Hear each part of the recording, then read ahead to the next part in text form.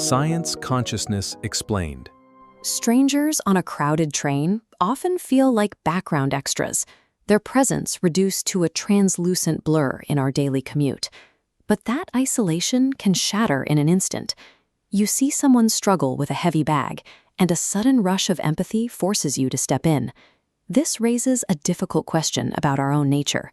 When we help a stranger, what is the actual motivation beneath the act? The school of psychological egoism argues that human beings are never truly selfless. Thinkers stretching back to ancient Greece have claimed that every action is driven by a hidden desire to benefit the self. If this is true, every kind gesture is a calculated move to stop our own discomfort. Kindness becomes an illusion, a way to soothe our own nerves rather than a genuine gift to another. Altruists reject this cynical view. They believe humans are capable of caring about someone else's welfare for its own sake, without needing a personal reward. This defense centers on the Empathy-Altruism Hypothesis. It suggests that feeling another person's pain creates an other-oriented emotion that leads directly to selfless help. But we are left with a riddle. If empathy causes us to experience the victim's distress as our own, then helping them still looks like a selfish attempt to stop our own pain. We remain trapped in this paradox as long as we view human motivation as a choice between two isolated boxes, selfish or selfless. Modern cognitive scientists have found a way to look past this binary. They use immersive tools to force participants to literally inhabit another person's perspective. Trying to match red and green screws through a colorblind lens turns a simple mechanical task into a frustrating, confusing experience. This is an Ishihara test plate. For many, the orange number 74 stands out clearly. But for a person with red-green colorblindness, those dots blend into a single, indistinguishable pattern, making even basic navigation a maddening challenge.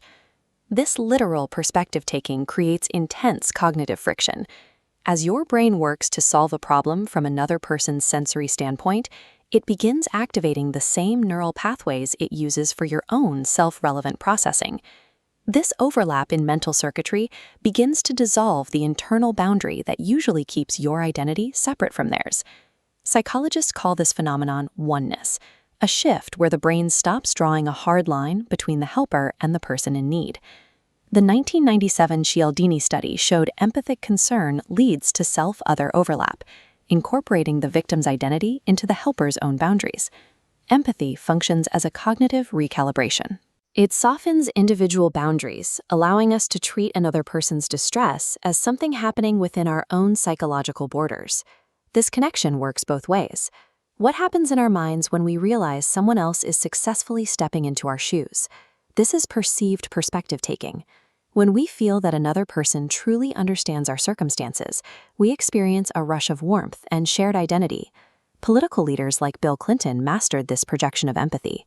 By convincing voters he could see the world through their eyes, he created a sense of being seen and understood that transcended typical political distance. This mutual recognition triggers a feedback loop.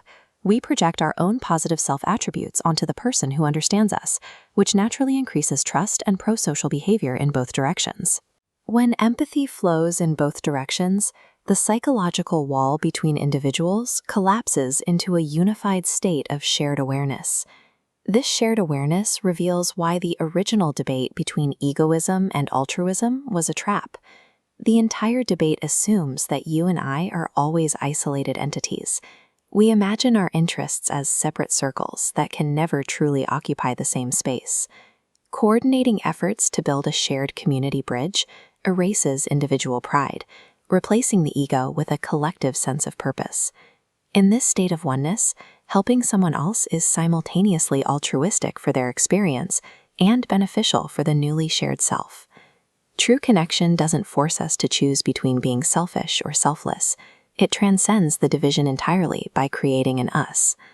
We easily slip back into our default state, seeing the people around us on our daily commute as ghosts once again. But on your next commute, look at the strangers around you.